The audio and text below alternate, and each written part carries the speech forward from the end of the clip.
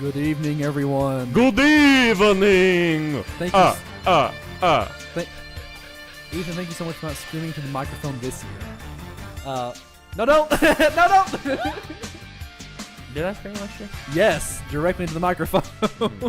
Think about how auditorily pleasing that was to the audience. To nobody. Nobody enjoyed that. Excuse you? Thank you, everyone, so much for tuning in to this week's Third Opinion podcast. Good evening. We're on the YouTube, and we're on the radio, And Facebook. and we're on Facebook. And Twitter. And we're on Twitter. And Instagram. Well, not yet. And Instagram. All right, excuse me. I'm not on Instagram. No. But we are as a collective. Yes, we are as a collective. Find us under Third Opinion Media. No, we're not on Instagram. Find us under Third Opinion Media. Incorrect. Please look. I promise you'll find it. You won't. You won't find anything. Ethan, thank Trust you for... me. I have a face of trust. Thank you, Ethan. You're welcome. Yes. Everyone, thank you so much for tuning in to the Third Boys Spooky Special for 2018. Big spoopy boys. 3 spoopy, 5 me. Would you stop burping into the microphone, please? I didn't burp in the microphone. Excuse you? What an enormous coincidence it would be. Do you see what I'm saying? I can't hear what you're saying. Okay. All right. Ethan, let's just go ahead and jump into your spooky story. I have 2 You have 2. creepy boys. Do yours. I'll do mine. You can do your last one. Quick aside. Go ahead. Yeah. Your mother. Yeah. Your wonderful, lovely mother. Yeah. Oh, boy. And your sisters and I. Sophia and Cecilia? So, Sophilia and Cecilia. Yes. Yes. You have now officially assumed the role of the third ugly daughter. The third ugly daughter. You're the hideous daughter. What brought this up, you reckon? I don't really remember. I just know it happened today.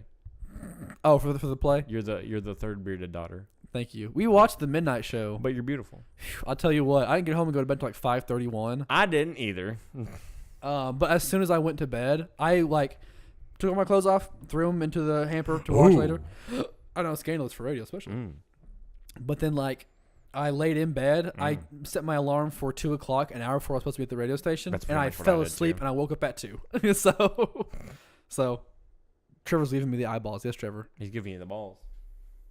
Hello, Trevor. Thank you. Hello, Trevor. Friend of the show, Trevor McClanahan. We are actually filming, or we were before Andrew left. We were filming the I haven't decided the name yet. I'm going to eventually, but it's like the second volume of the spooky season specials that we're doing. Insert 5 spooky through me here. Whatever it's going to be. We're watching scary movies, and we watched 2 real winners so far. Yeah. So yeah, watch that. It's going to come out Halloween Day. You need to watch What We Do in the Shadows. Please watch What We Do in the Shadows. Oh, we'll watch and we'll talk about it. Please watch it. It's so good. Well, you're never here to film anything and talk about anything. I've already seen it like 8 times. Why do I need to watch it again? No, you don't have to watch it again. I want you to come talk about it. I can talk about it. Okay, when? Whenever. Okay, tomorrow. Not tomorrow. I have rehearsals. Okay, how about Tuesday? I have rehearsals. Okay, so you can talk about it anytime then. Yeah, anytime over the phone. Call me in. Radio Magic 1 2 3. I can't see you, and you can't see me. But I'm talking through the rare rap-up-bee. Go ahead and tell your story, please. All right. You heck. This evening we bring to you 2 spooky boys. Okay. Go ahead. So I found this one on the internet. Yeah. I mean, where off of thelineup.com. Source is from another site. Yeah. But this is a creepypasta. Those are some real winners. For all of you who are scared by spaghetti, please avert your ears and gaze now. That's some spooky pasta. All right, this one's called Kids in the Dark. Oh, no, Ethan. Growing up in the deep south, sharing a lot with my little brother Ollie. Most often we'd pass toys, clothes, and even skin conditions between us. Up until he was 6, we even shared a bed. Neither of us was happy about that. It was my 10th birthday when that changed. I got one present that year, and it was my own bed. Ollie was jealous right away, and I could understand why. He had to keep that half-broken-down frame and that worn-out old mattress, and the one I got wasn't much better, but it had not been broken and worn, and that was enough. Sleeping apart was a great feeling. It was freedom. No longer would I have to suffer the sudden, inexplicable kicks to the stomach. No longer would I wake up with Ollie's foot pressed into my neck like he'd stepped on Dracula the night before. At least that's what I thought. Yes. Right away, right after I got the new bed, the shriek started. At first, Ollie, I thought, woke up in the middle of the night and screamed because he'd gotten scared. Then the sound echoed through the tiny room again, and I knew it wasn't a normal cry. The room was always black as pitch after sunset.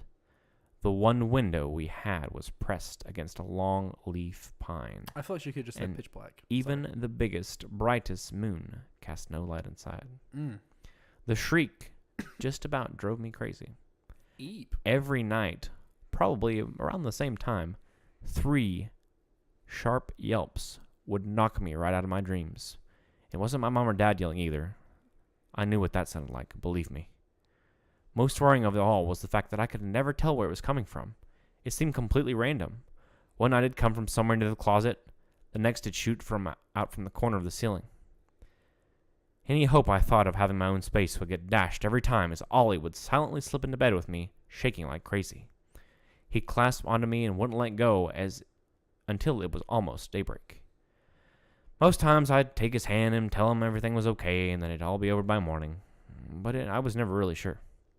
Over time, the shrieking started to change. At first, it was only by small degrees, and eventually, it took on a primal hooting, sound of a primate calling out its fierce warning. I had to clasp pillows on my ears just to keep from going deaf. Mom and Dad never believed me or Ollie. Basically, the whole thing, whatever it was, refused to make a peep when they were in the room. Apparently, they couldn't even hear it through the walls, even though I was darn sure enough that it was loud enough to hear. Thank you, Ethan. The shriek just got worse and worse until it felt like I couldn't take it anymore. Me and Ollie were doing really badly in school as well. We just had no energy at all. Probably because you can't sleep at night. I could not sleep more deeply with my head. I could sleep more deeply with my head propped up and eyes open in the middle of class than in my own room at night. Well, Then, thankfully, we moved out of the house nearly a year later. Oh, thank goodness, honestly. I contemplated all sorts of things, even a child's clumsy attempt of suicide to get away from that horrific nightly noise. There was no problem at the next house. It was a nice white cookie-cutter home on a dead-end street, and I welcomed the normalcy. What's more, when we moved in, there was a bunk bed waiting for Ollie and I. No more broken bed, no more broken second bed. I ended up having to share anyway, though. The only problem was deciding who'd get the top bunk. I told Ollie I deserved it. After all, I had gotten a new bed way back, and he ruined it by climbing it every night. What? He shook his head. I never did that. I always wondered why that noise stopped the second I was sharing my bed. Now I had the answer. Oh my gosh. Very spooky. Spoopy! So the scary monster was actually the... What was climbing his bed the entire time? Oh, that was a pretty good one. That was a good one. I got goose pimples. Goose pimples. I can tell where you're from. I got goose pimples. I can tell where you're from. Goose bumps. Goose bumps. Moose bumps. Are you afraid of pitch black? Are you afraid of the diddly dark? So he was in his bed the entire time, or what? Yeah, the brother was. Okay, thank you. You're welcome. You're welcome. We're at 9 minutes. All right, your turn, Spoopy boy. So as usual, I was not prepared. I was getting everything ready for. Oh, my name's Elisha. I'm never prepared. Wow. Oh, how about you stuff it, huh? Okay. How about you go fly a kite, mister? I don't know what you're putting in your mouth. Everything. Oh, is it that card? Oh, no, Your it's foot, your card, your mouth. the foil card, the Injustice foil card that you The gave me? Injustice foil card. Yeah, it's worth Trevor, I got you a gift. It's worth $1. Here. Well, that didn't go far at all. This one is from a website called phantomsandmonsters.com. Spoopy. Yep. Your daily dose of paranormal, cryptid, and alternative news. Real eyewitnesses, accounts, and investigations. I bet it is, buddy. Ooh. Yeah, buddy. Spoopy. Hey, buddy, I bet it is. Hey, buddy. Whoa. This one was written May 13th, 2010 on a Thursday. Tell me more. I will. Tell me more, tell me more. Tell me more, tell me more. This one is called the Chernobyl Harbinger of Catastrophe. Harbinger? Excuse me. I can't read today. Didn't that happen earlier today, Trevor, like I misread something? while we were watching a movie? Harbinger. Harbinger. Harbing Crosby? That happened like for both movies twice. My favorite scat singer, Harbing Crosby. Beginning in early April 1986, the people in and around the little-known Chernobyl nuclear power plant. I've never heard of this Chernobyl. The font is just garbage on this, honestly. Began to experience a series of strange events revolving around sightings of a mysterious creature described as large, dark, headless man with gigantic wings and piercing red eyes. I think I did this one last year, actually. I think you did do this one last year. Well, I'll just go ahead and continue. Ethan, listen to the How last episode. spooky! Deja vu! Whoa, except it actually happened. Deja vu is when you think it happened, but it didn't. My apologize. Listen to the last Well, episode. I do think that did happen, but it didn't. No, it did. Ethan, tell your second story while I find a real one. What? This one is from the same place, All right. and it's called the Onerophage. Is that Spanish? In the late 40s of the last century, after a decade of private research involving experiments with binaural beat brainwave frequencies, extrasensory cognition, and rare extracts of a South African vine, Dr. Thomas Rosner perfected a technique whereby one can actually intrude into the psyche and see another's thoughts. Despite having extremely exhaustively documented his rigorous work, he could find no institution that would even offer to review it. Forced to sell his invention, he found by word of mouth among those whom he procured narcotics a prospective buyer. The bête noire of an old New York family, Mr. John M. Dunn, a voyeuristic connoisseur of the supernatural, and the obscene who had squandered his idle youth in the great libraries of Paris, those catacombs of departed authors, rummaging about their hoards of dusty and obsolete works. A literary ghoul who disturbed with profane fingers the charnel households of decayed philosophies. He readily agreed to the doctor's asking price without haggling, delighted at the prospect of exploring such a bizarre novelty. Once adept at the operation of the apparatus, Dunn paid Rosner off, and under an assumed name rented a shabby house within view of Sing Sing prison.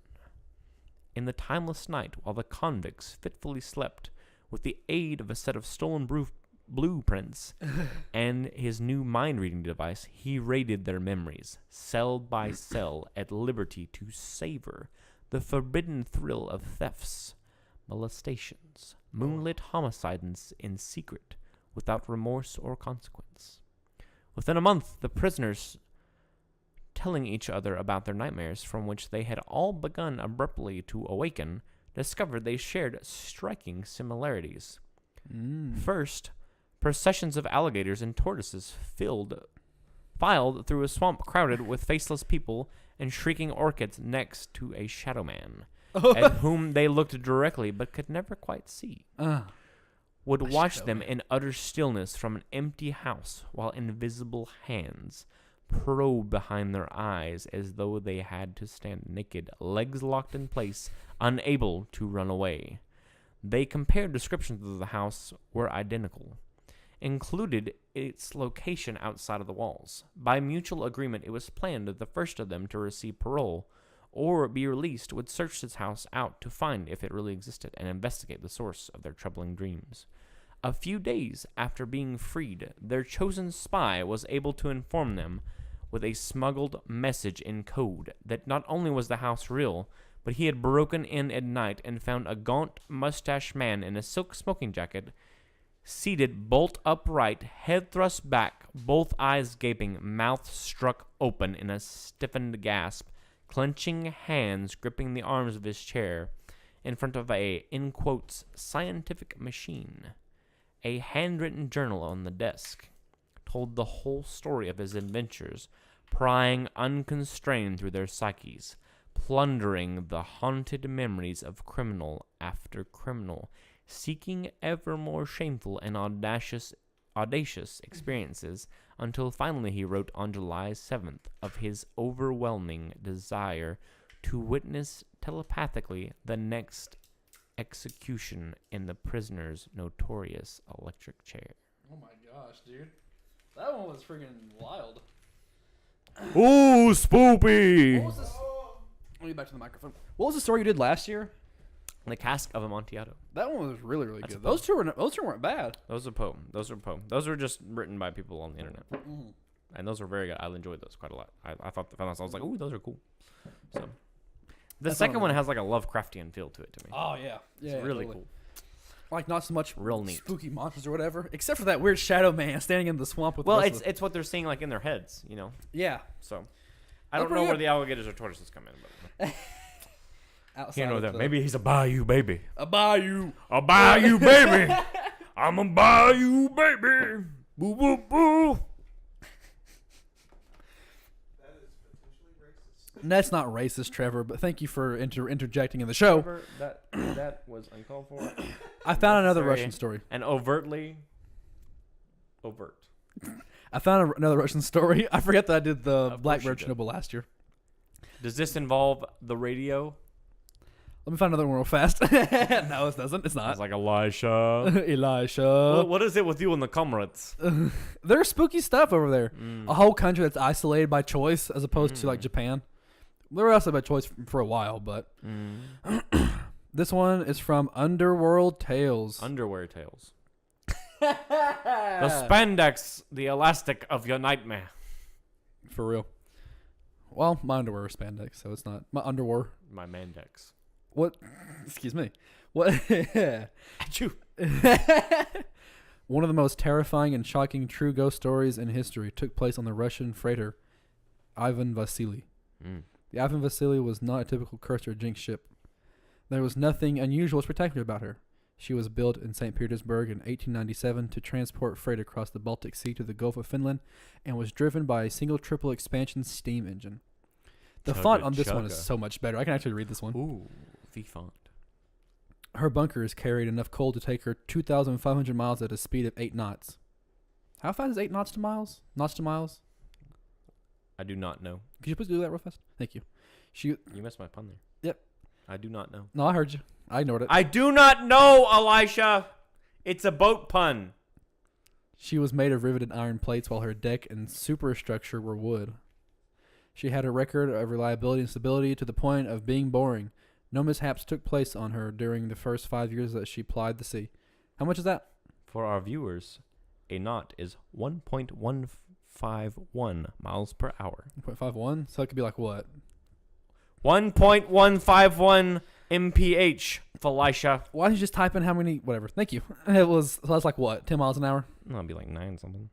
Okay. Then everything- 9.206243789 I just added a bunch of those. Okay, thank you. It's a little, it's a smidgen over 9. Okay, thank you. That's 9 miles That's a an hour. scientific number. Then everything changed overnight, and she became a sailor's Mm. worst nightmare of calamity and death. In 1903, when the Russian government prepared for war with Japan, the Ivan Vasily's role changed overnight. She was ordered to carry a cargo of war materials to Vladivostok in advance of the Russian warships. The steamer cut through the North Sea, the Atlantic, and south along the west coast of Africa, coaling in Cape Town. I don't know what coaling means. Colon? Yeah, coaling in Cape Town. Probably Colon blow? Probably just like collecting more coal, because 2,500 miles around all that's like about how many Colon. that is. Yeah, that would make sense. Then she moved north along the east coast of Africa and Zanzibar, topping off her bunkers and taking on extra sacks of coal for the upcoming leg across the Indian Ocean. Yeah, that's what it is. Colon indeed. Soon the nightmare began when the crew realized that somewhere along the route they had taken on more than coal. An extra passenger fees. It's the evil spirit, perhaps. A ghost? Maybe a little boy who likes to shank people in the night. That's aggressive. That is aggressive. He likes to poke people with a knitting needle. With a rusty spoon. With the rusty spoon. Yeah, he hits them with a rusty spoon. Ha-ha! Everything was business as usual as the ship left the port and took to sea. Until they were shanked with a rusty spoon. But the crew suddenly felt that a presence was on board. Something just did not feel right. What's that? No one knew exactly what the presence was, but everyone was certain that an invisible entity was among them. When it was near, the men felt that something was watching them. Whoa. No. Now, how can you be certain that an invisible entity is... I can feel when something weird's happening. How? This is also can you- like Like, oh, I got the heebie-jeebies. I'm so spooked. It's gonna be some. the Well, also you know spookiest like Halloween. like something about. So for example, excuse me for interrupting the story. I ain't afraid of no ghosts. I'm not either. Thank you, Trevor. Thank you, Trevor. Thank you, Trevor. Stay in your lane, buddy. Hey, buddy. Hey, buddy. Whoa. Well, if I'm like, if I tell you that someone that we know, which this doesn't happen and isn't real, Yep. someone that we know is a weirdo and like don't say anything around them or act weird around them, Have you met me? we're both going to act weird around them. Yep. I feel like that happens in the ship where it's like there's an invisible entity here, and then everyone on the ship knows about it. Mm-hmm. There's going to be a weird feeling on the ship. So that's probably how. Hey, boo. This type of haunting went on for a few days before the danger of the situation heightened. Heightened? Heightened. And the entity began extracting an alarming tone on the crew. I was looking at you, trying to make eye contact with you, and you were looking at The me. entity. The entity. One night before the change of watch, the men on deck saw the apparition. It looked human, but its features were impossible to make out. It was misty, glowing, and luminous as it strolled across the deck and then disappeared behind a lifeboat. The men were understandably shocked. Still, nothing remarkable happened until the ship reached the Port Arthur military base in China, where the crew intended to refuel the ship. First they say refuel, then they say coal. I'm getting They mixed don't know what messages. they're putting in that thing. That's probably how We're burning gasoline. probably because a ghost got on board because they don't know what they're putting on the ship. We're burning gasoline. On the night before the ship entered port, a crew member suddenly let loose with a horrifying scream that sent everyone into a panic. The crew literally went berserk, and a wild melee ensued, the men having no idea what they were doing as they beat each other and themselves. This episode ended with seaman Alec Govinsky hurling himself into the murky black waves to his death. Afterward, the other men collapsed to the deck and everything returned to normal. Could you not, my man? The ship resumed its journey to Vladivostok. Hey, pipe down over there, huh?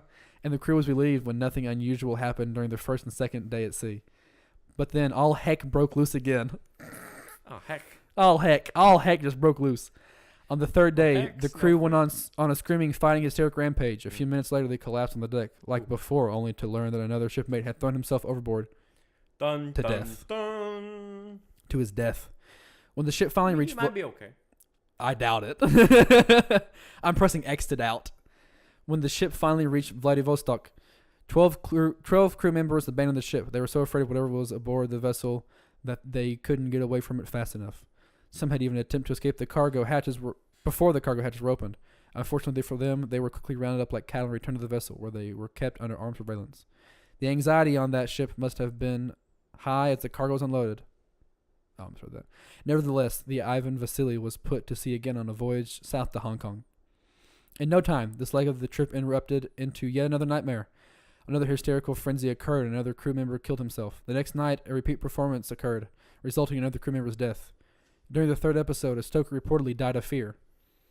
Man, what'd you Find have out on the next episode of No, we're at 24 minutes. What of sinking ship. I hate it when your stoker dies. You're trying to get everyone excited about I the hate trip. when I don't know whether I'm putting coal or gas in my boat. Then, just as the ship reached the port of Hong Kong, Captain Sven Aldrist flung himself overboard and drowned. This time, nothing could stop the crew members from deserting when the ship docked. The entire crew, except Second Officer Christ Hansen and 5 Scandinavian... Oh, the brothers Hanson? Yes, and 5 Scandinavian crewmen fled. Shabop, shabop, Either bop, dedicated to bop, bop, bop. Either dedicated to duty or unfazed by the tragedies, Hansen took over as captain and hired a new crew for the ship, and the steamer set out again, this time towards Sydney, Australia, to pick up a cargo of wool. To Hansen's relief, the voyage south was Wait, a uneventful. cargo of what? Wool. Oh, I thought you said woobles. Rubles. To Hansen's relief, the voyage south was uneventful. That was until just before they reached Sydney. Then Hansen suddenly had an urge to kill himself, took out his revolver and shot himself to death. Dude. I mean, I guess. Okay. In Sydney, even before the dock lines were secured, the crew started abandoning the ship, all except boatswain Harry Nelson. I love everyone's names back then, dude. No one has fun names anymore. Spooky. Nelson set about finding another captain, one who did not believe in ghosts or superstitions. He found his man, but it took 4 months to find another crew. By then, word had gotten around, and no sailor in his right mind wanted to sail on the Death Ship. We're at 25 minutes, yeah. The steamer was put to sea again. Its destination... Find out next episode. No, listen. I won't finish. You keep interrupting like that. I'm sorry. I'm listening, Dad. You should be. The steamer was put to sea again. Its destination, San Francisco. The trip went smoothly until a week later when the crew was set into a screaming melee again. This time, 2 crewmen went totally mad and had to be confined below decks. In the morning, they were both found dead. The next day, the new and skeptical captain put a revolver in his mouth and pulled the trigger. Following the latest round of tragedy, the crew, including Nelson, refused to continue with the voyage, and they had turned the vessel around with the intent to return to Vladivostok. When the Ivan Vasily arrived in the Russian city, the entire crew, including Nelson, walked off the ship. The men were offered rewards, incentives, and all kinds of bonuses for returning to the ship, but nothing would convince them to get back on the vessel. Also, on my boat. For whatever reason, it says to get black on the vessel. There's an L in there for no reason. Now that, Trevor, is racist. Yes. Watchmen were unwilling to even get close to her, much less spend a night aboard her. Or the Watchman? Watchmen. Okay. And so the diabolical vessel sat in port, abandoned for many years. Ultimately, the sailors of Vladivostok decided that fire was the only way to destroy the evil entity that haunted the ship, and so in the winter of 1907, on a clear and starry night, they set the vessel aflame. And dozens of small boats they watched, cheering as flames devoured the ship. Some even sang as the fiery bridge engulfed the ship. They cheered its demise, toasting the occasion with vodka as the iron skin buckled. Cast off from her moorings, she was dragged out to sea by a tugboat. She still smoldered the next day and began rolling to starboard until she flipped over on her side and started to slide beneath the water. Those who watched swore that before the ship went under, an eerie scream emanated from the hulk. No one ever knew what or who the evil entity was, but the incident certainly reeks of the demonic. The end. Oh, spoopy. Very spoopy. That's very spoopy. That was a good one. Thank you. A special thanks to Clem Cleaver for contributing a picture of the ship. Ooh, spoopy shit. It looks spooky, dude. That was a good. What a great spoopy episode. Thank you. I wanted to do the. I'm so spooked. I got the Blackbird of heebie-jeebies. Chernobyls again. Oh, we just spooky something wrong. I'm so poopy. You are so poopy. I'm so spoopy. Look, I got the heebie-jeebies. This is gonna be the worst Halloween ever. I love that. I hope they do another Halloween video. That was one of the best videos. Yeah, it was. All right, Ethan. We're at 27 minutes. You have anything you want to add? How many more Dracula shows are there? There are. So this goes up on Monday. How many more? 3 more Dracula shows, Elisha. You can catch them Mondays at 2, and I'm just kidding. You can catch us Mondays at 2, Fridays at 5. Yeah. And you can catch 3 more shows of Dracula. One on Halloween. So the 31st. Halloween. The 31st at what time? The 31st at 8 p.m. 8 p.m. So right after church for all you church-going folks. Oh, fun. Which will be great. Wonderful timing. And then Friday, of course, at 7:30. Mm-hmm. And then Saturday again at 7:30. And that's all she wrote, folks. It's worth watching. It's wonderful. If you've missed it, now's your time to watch. Watch on Halloween. I bet that's going to be a great one. Yeah, I know. There's a pretty good number of little people coming already. So yeah, the midnight show's a lot of fun. Get your tickets. The camaraderie after the midnight show was wonderful. It's really awesome. That's my favorite part about the theater. Honestly. But yeah, it was really good. It's definitely worth watching. Little family. And then what's on the agenda for us? This will be going up on YouTube Sunday, and then going on the radio. Or no, it's actually going up Monday. Yep. Monday around 1:00 is one of these videos that should go up for the podcast. Right before the Radio Boy. The old Radio Boy. So you can catch it live, or you can Yeah, I have it also in front of a pre-recorded studio audience of Trevor. Hey. Thank you, Give it Trevor. a hand for that boy. We're having the second, and unfortunately, I wanted to do 3, but second and final Halloween special on the channel come out the 31st. Be fun to watch. It will be. We'll watch 3 spooky movies. Ooh. We're actually watching the final one here in a minute. Very cool. But yeah, without you or Andrew. Andrew has a hot date. Ooh, a lady. Yeah, but they're going to a Halloween party. assume. Yeah, they're going to a Halloween party, and it's dumb. Trevor, are you Andrew's hot date? No, if he was, he'd be here. I'm here. He's here with me. He's my hot date. Oh, even better. Well, congratulations. So we have that coming up, and I want to do a couple more videos. Yeah. Later this year, I want to do I have We're gonna do a Thanksgiving special. So look Thanksgiving forward special, to that. Christmas special. Yeah. I have a 100-year World War I memorial special. Ooh, Perhaps I will look forward to that. That'll be a lot of fun to do. And then we have a. It has been 100 years, hasn't it? It has been 100 years. That's very cool. It's very cool. So we're going to do something very special for that.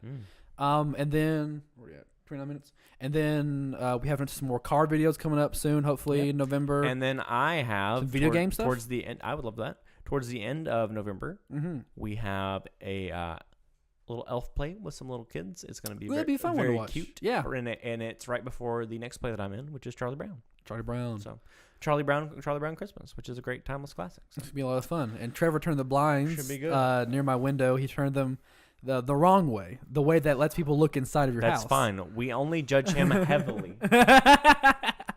Thank you all so much.